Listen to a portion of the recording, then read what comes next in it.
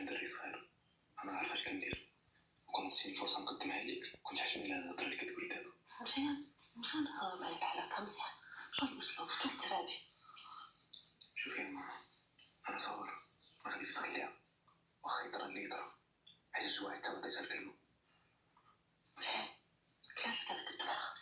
علاش كدوي على الناس وانت ما كتعرفيهمش؟ فهمتكش؟ كل نهار كتزيدي تفرمي فيا. وسبحان الله. اختي زيد تفطري. ما عنديش منين دوز اختي، ها كولي. حشوم عليك، من الصباح نوقف في الكوزينه باش نديرو كدابا تقولي لي ما فيك ما ياكل. اختي والله ما قاعده خوتي بالصحه والراحه. مالك اختي ما مريضه؟ كنحس براسي عيانه اختي. مالك ياك لاباس؟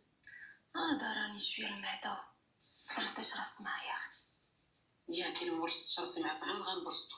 شحال عندي منك؟ كملي يا اختي. شوفي راه وارد يبدي. يلا كولي يلا باش نعطي لموتايا تفطر. يلا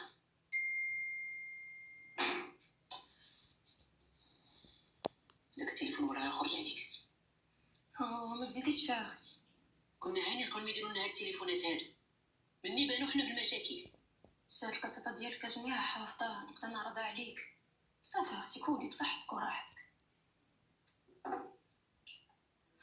لكم البنات واحد البريوش اللي كيجي رائع، واحد البريوش اللي كيجي خفيف، كيجي اسفنجي، واحد البريوش البنات بواحد الحشوه اللي لذيذه بزاف.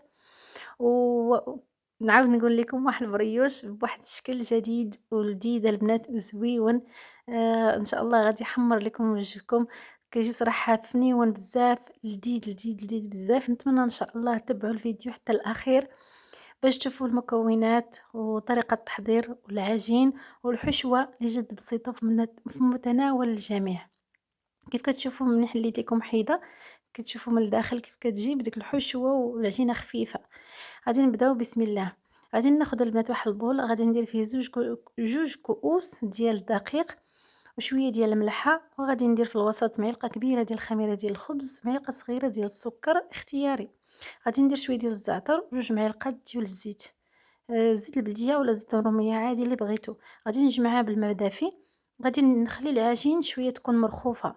غادي ناخذ واحد المعلقه ديال الزبده، غادي ندخلها في العجين مزيان ندخلها مزيان في هاد العجينه، وغادي نخلي العجينه شويه مرخوفه وكتلصق في اليد.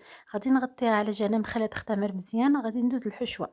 بالنسبه للحشوه غادي ناخذ واحد المقيله ندير فيها واحد البصيله، ندير شويه ديال الزيت شويه ديال المليحه، غادي نحرك هذيك البصيله حتى طيح مزيان. غادي ندير الكفته، نتوما الكفته اللي بغيتو. انا البنات الحوت طحنطو والسرديل طحنطو ودرتو هكا البنات.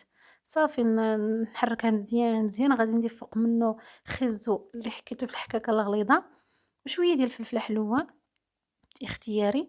صافي غادي نحركهم مزيان بجوج المكونات. عاد غادي ندير التوابل درت الحرقوم، تحميره، الابزار، شويه ديال الكمون وقزبور يابس مطحون بطبيعه الحال تحميره. غادي نمرق بشويه ديال الماء ونخليه يطيب، غير طيب هذيك الخيزو وديك الفليفله شويه.